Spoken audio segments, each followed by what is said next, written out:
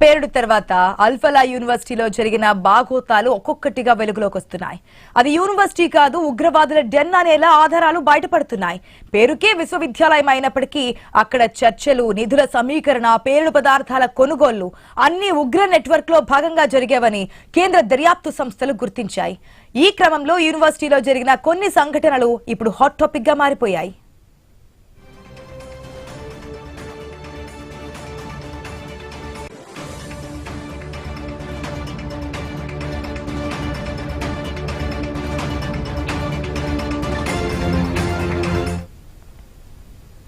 అల్ఫలా యూనివర్సిటీలో పాకిస్తాన్ జిందాబాద్ నినాదాలు మిన్నంటవని తెలుసుకున్నారు దర్యాప్తు అధికారులు. అంతేకాదు ఇక్కడ జరిగిన బాగోతాలు, రాత్రి వేళలో నిర్వహించిన చర్చలు అన్ని ఉగ్రవాద చర్యలకు ప్రేరేపించేవని గుర్తించారు.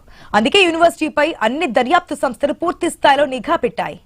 అల్ఫలా యూనివర్సిటీలోని మెడికల్ కాలేజీలో ఉన్న ఆసుపత్రిలో రోజు 100 నుంచి 150 మంది రోగుల నకిలీ ఫైళ్లను తయారు చేసేవారు.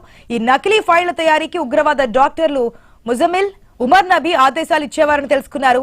ఈ దిశగా ముజమిల్, ఉమర్ నబీ మాట వినని వారిని, డ్యూటీకి రాలేదని హాజరులో ఆబ్సెంట్ వేసి సాలరీ కట్ చేయించేవారని గుర్తించారు.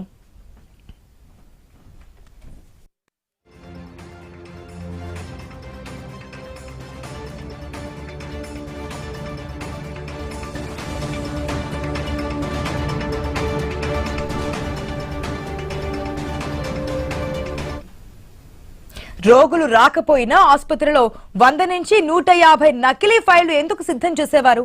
నిధుల కోసం వీటిని రెడీ చేసేవారా? అలా వచ్చిన నిధులను ఏం చేసేవారు అనేదే ఇప్పుడు ప్రశ్న. అలాగే హిందూ, ముస్లిం ఉద్యోగుల మధ్య వ్యత్యాసం చూపించేవారని కూడా చెబుతున్నారు. దీపావళి వస్తే హిందూ ఉద్యోగులకు మిఠాయి కూడా పంచేవారు కాదని, రంజాన్ నెలలో మాత్రం 80 కిలోల రేషన్ ఉచితంగా ఇచ్చేవారని తెలుసుకున్నారు. ఇక రాత్రి డ్యూటీలో ఉండే కశ్మీర్ కు చెందిన డాక్టర్లు, ఇతర మెడికల్ సిబ్బంది మధ్య వాడివేడి చర్చ జరిగేది. ఇందులో కశ్మీర్ తో పాటు పాకిస్తాన్ గురించి ఎక్కువగా చర్చలు సాగేవి.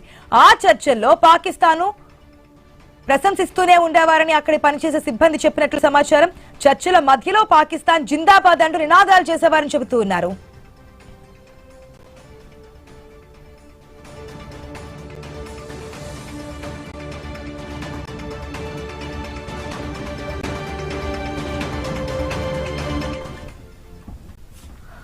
ఉగ్రవాది ముజిమిల్ తో కలిసి ఎన్ఐటి మార్కెట్ లో పేలుడుకు సంబంధించిన వస్తువులు కొనుగోలు చేయడానికి డాక్టర్ షాహీన్ వెళ్లేవారని ఎన్ఐఏ అధికారుల విచారణలో తేలింది.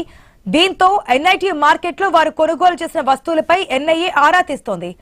ఇలా కొనుగోలు చేసిన వస్తువులు ఎక్కడ దాచేవారు, ఎందుకోసం కొంటున్నారో చెప్పేవారా, కొనుగోలు చేసిన వస్తువులను ఎలా రవాణా చేసేవారు, కొనుగోలు చేయడానికి నిధులు ఎక్కడి నుంచి వచ్చేవి అనే దానిపై ఫోకస్ పెట్టారు.